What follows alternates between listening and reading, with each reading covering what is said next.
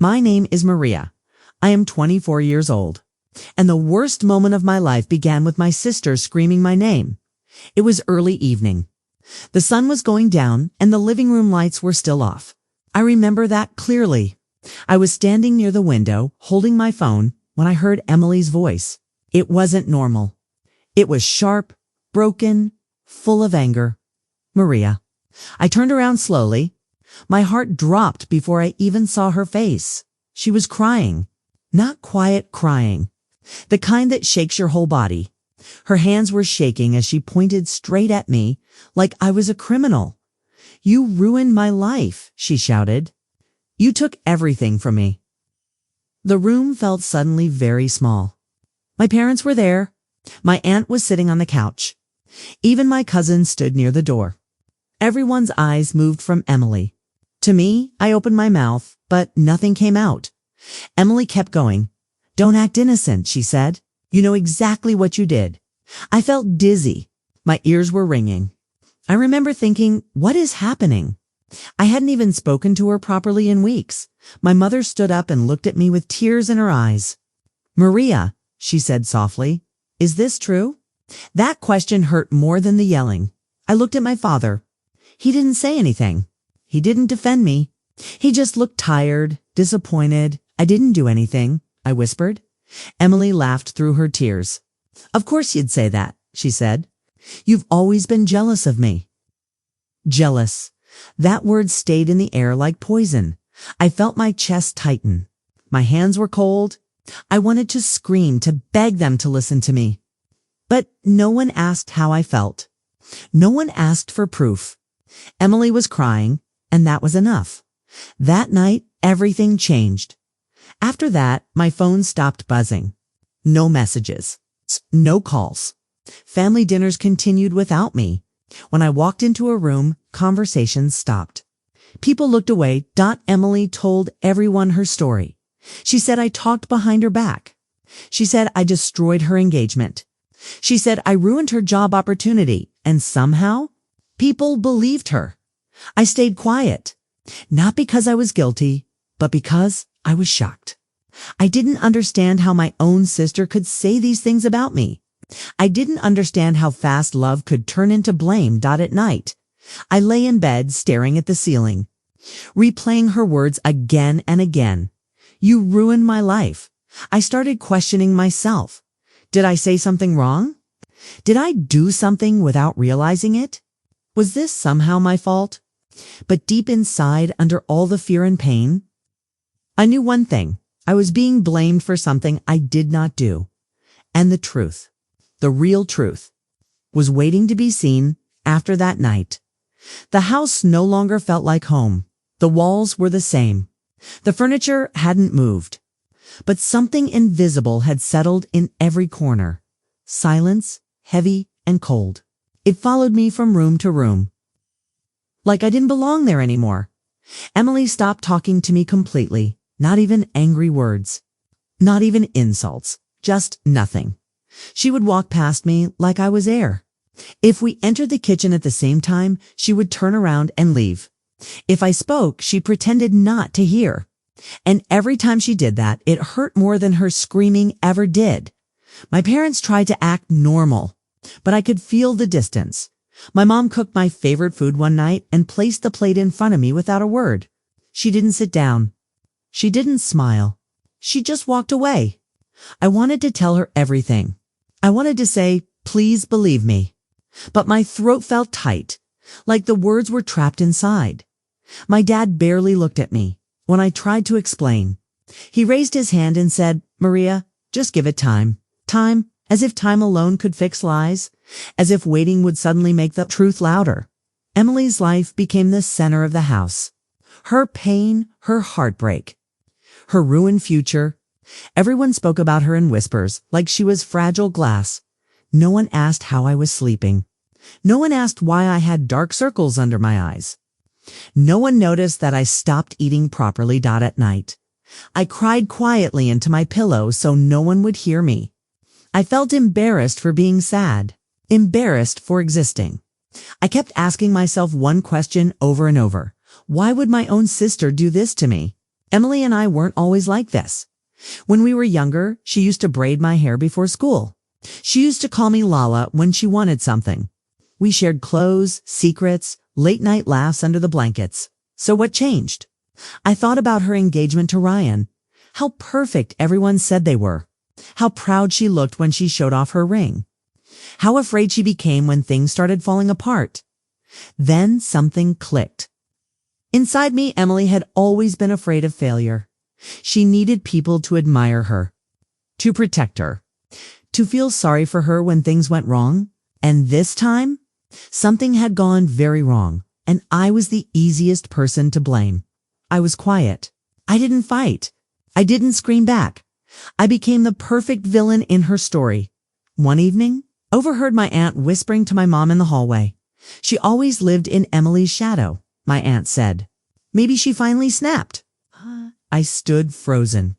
Behind the door, that sentence broke something inside me. Not anger, not hatred, but resolve.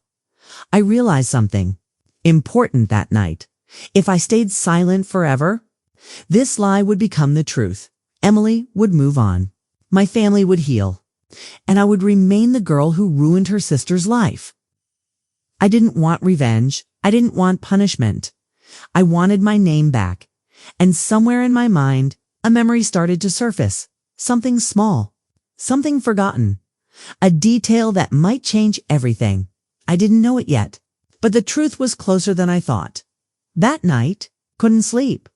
I lay on my bed, staring at the ceiling, listening to the soft hum of the house. Every sound felt louder than usual. The ticking clock. The distant traffic. Emily's door opening and closing down the hall. My mind kept going back to that small detail. That memory that refused to stay quiet. The office room. It was a narrow room near the stairs. My dad used it for paperwork. Old files, bills, a place no one really cared about, except it had a camera. Years ago, there had been a break-in on our street. Nothing serious, but my dad panicked. He installed cameras inside the house.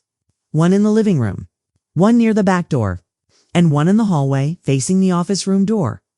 At the time, I hated those cameras. They made me feel watched, uncomfortable. But now, they felt like a lifeline. I remembered something clearly a few weeks before Emily's engagement ended. I had walked past the office room late at night. The light was on. I heard voices inside. Emily's voice. And Ryan's. They sounded tense. I didn't stop to listen. I didn't want to invade her privacy. I just kept walking. Back then, it meant nothing. Now, it meant everything. The next morning, my hands were shaking as I poured coffee. I barely tasted it. My heart was racing, like it already knew what I was about to do. I waited until my parents left for errands. Until Emily left the house. Until the silence felt safe. Then I walked into the office. The air felt different inside, dusty, still like. The room was holding its breath. The computer was old, slow. I sat down in the chair my dad used and stared at the screen for a long moment before touching the mouse. My fingers felt numb. What if there's nothing? I whispered to myself. What if I'm wrong? I almost walked away. But then I thought about my aunt's words. Maybe she finally snapped. I couldn't let that be my story. I opened the camera system. The screen flickered. Dates appeared, times, files I'd never paid attention to before. I didn't know what I was looking for. I just knew I had to look. I scrolled back, days, weeks. Then I saw it. The date matched the night I remembered. My heart started pounding so hard it hurt. I clicked the file at first. There was no sound. Just the hallway. The office door closed. Empty . Then the door opened. Emily walked in. A few seconds later. Ryan followed her. I leaned closer to the screen, my breath shallow. The audio kicked in. They were arguing, not about me, about lies, about mistakes, about something. Emily had done. I didn't hear everything yet. I paused the video, my hands trembling. Fear rushed through me because deep down, I knew if I pressed play again, my life would never be the same. I wasn't searching for revenge. I was searching for the truth. But sometimes the truth comes with a cost, and I was about to find out how heavy it really was. I sat there for a long time, staring at the paused screen. Emily's face was frozen mid-argument, her mouth open, her eyes sharp, a version of her I had never really seen before. My finger hovered over the mouse. I was scared, not of what I might find, but of what I might lose, because once you hear the truth, you can't unhear it. You can't go back to the version of yourself that still hoped things could quietly fix themselves. I took a deep breath and pressed play. At first, their voices overlapped, angry, tired. Ryan sounded frustrated. "This is on you, Emily," he said. "You can't just pretend it didn't happen." Emily's voice was cold, sharp. "You don't understand. If people find out, everything is over for me." My stomach twisted. Ryan walked closer to her. I couldn't see them fully, only parts of their bodies through the open door. But I could hear everything. "You lied," he said. "You lied to them? You lied to me." Emily laughed. Not a happy laugh, a nervous one. "So what?" she replied. "People lie all the time. I just redirected the story." I felt my chest tighten. Ryan asked, "What about Maria?" There was a pause, a long one. Then Emily said the words that broke something inside me. "She's fine," she said. "She's always fine. And honestly, people already see her as the weaker one. If someone has to take the fall, it might as well be her." I covered my mouth. My hands were shaking so badly I had to grip the edge of the desk. Ryan raised his voice. "That's your sister," Emily snapped back, "and this is my life." There it was, clear, calm, real. She wasn't confused. She wasn't emotional. She wasn't mistaken. She chose me. The video continued. Emily explaining how she would cry, how she would tell people I was jealous, how no one would question her if she looked broken enough. Ryan sounded uncomfortable, angry. He said he didn't want to be part of it. Emily replied, "You don't have to. Just stay quiet." I stopped the video. I couldn't breathe. Tears streamed down my face, but I made no sound. My whole body felt heavy, like I was sinking into the chair. All those nights I blamed myself. All those times I stayed silent. All that shame, it wasn't confusion, it was strategy. I sat there for hours, replaying the clip again and again. Each time hurt just as much. But with every replay, something else grew inside me. Not anger, clarity. I finally understood why she never apologized. Why she never doubted herself. Why she looked so calm while I was falling apart. She wasn't afraid of the truth. She was afraid of losing control. I closed the computer and leaned back, staring at the ceiling of the office room. That room had heard everything. And now? So had I. I wiped my tears. I wasn't going to scream. I wasn't going to beg. And I wasn't going to expose her out of rage. I made a quiet promise to myself. I would let the truth speak. At the right time. In the right way.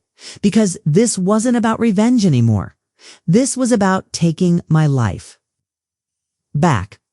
I didn't sleep that night, not because I was scared, but because my mind was finally awake. I kept replaying Emily's voice in my head, calm, certain, cruel. Not the voice of a girl who made a mistake, but of someone who believed she had the right to sacrifice another person for her own comfort. Me. I thought about confronting her alone. I thought about sending the video to my parents. I thought about walking away forever, but every option felt wrong. Emily had controlled the story once. If I wasn't careful, she would do it again. So I waited, not in fear, in control. A week later, my mom announced a family dinner. She said it softly, like she was afraid I would say no. I almost did. But then I realized something. This was the moment. The house was full that evening. My parents, my aunt, my uncle, even Emily. She sat on the couch like nothing had ever happened, scrolling on her phone, laughing at something on the screen. She didn't look broken. She looked comfortable. That hurt more than anything. Dinner was tense. Forks clinked against plates. No one laughed. Every word felt careful. Emily talked about her future, about starting over, about how hard things had been for her. She never looked at me. I listened quietly, my heart beating slowly, steadily. For the first time in weeks, I wasn't shaking. After dinner, stood up. I need to say something, I said. The room froze. Emily finally looked at me. Her eyes narrowed slightly, like she was annoyed. I won't take long, I added. My voice surprised me. It was calm. I walked to the TV and connected my laptop. My dad frowned. What is this, Maria? He asked. Just the truth, I said. Emily stood up suddenly. Maria, don't do this, she said. Her voice was tight. I looked at her.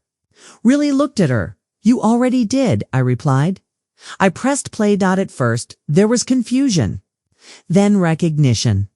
Emily's face drained of color as her own voice filled the room. Every word landed like a weight. No one spoke. No one moved. My mom covered her mouth. My dad stood up slowly, like his legs couldn't hold him anymore. When Emily said, if someone has to take the fall, it might as well be her. My father closed his eyes. Emily rushed toward the TV. Turn it off, she whispered. Please. I didn't. When the video ended, the silence was unbearable. My mom cried. Not loudly. Quiet tears. The kind that come with regret. My dad looked at me and said, his voice breaking, Maria, I'm so sorry. Emily collapsed onto the couch. I didn't mean it like that, she said quickly. I was under pressure. I was scared. I didn't yell. I didn't argue. I just said one thing. You let everyone believe I was the worst version of myself, while you knew the truth. Emily couldn't look at me. That was the moment everything changed. Not because I won. But because the lie finally lost. After that night. The house felt different again, not heavy like before. Not cold. Just honest. The silence was no longer filled with blame. It was filled with thought. No one spoke much the next morning. My mom made breakfast but kept stopping, like she didn't know what to say. My dad sat at the table longer than usual, staring into his coffee. When he finally looked at me, his eyes were red. I failed you, he said quietly. Those 3 words hurt more than the accusation ever did. My mom hugged me then. Really hugged me. For the first time in weeks, I felt her arms around me, warm and real. She whispered, I should have listened. I nodded because there was nothing else to say. Emily stayed in her room for days. She didn't come out for meals.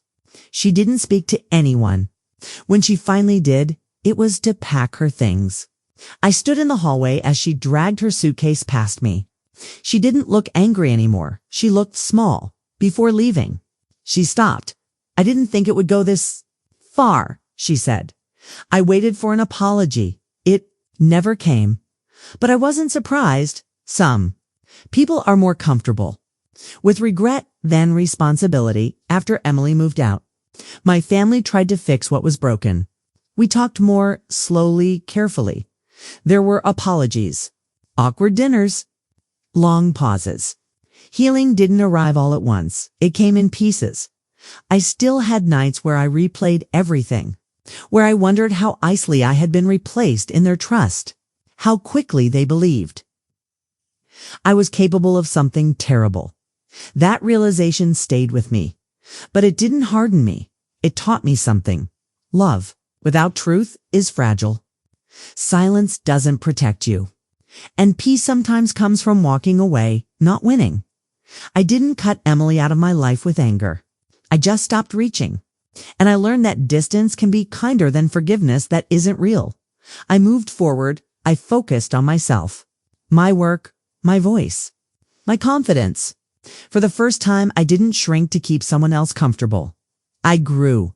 And here's what I want you to remember. If you're listening to this and seeing yourself in my story, being quiet doesn't make you weak. But staying silent when you're being destroyed, you don't need to scream. You don't need to fight dirty. You don't need revenge that burns everything down. Sometimes, the strongest thing you can do is tell the truth once and let it stand. If someone rewrote your story, if someone blamed you for their choices, If you were punished for being easy to blame, know this: the truth doesn't chase people. It waits. And when it arrives, it speaks clearly. My name is Maria. This was my story. If it touched you, take a moment to like this video, subscribe to the channel, and share your thoughts in the comments. Your story matters too. And one day, it will be heard.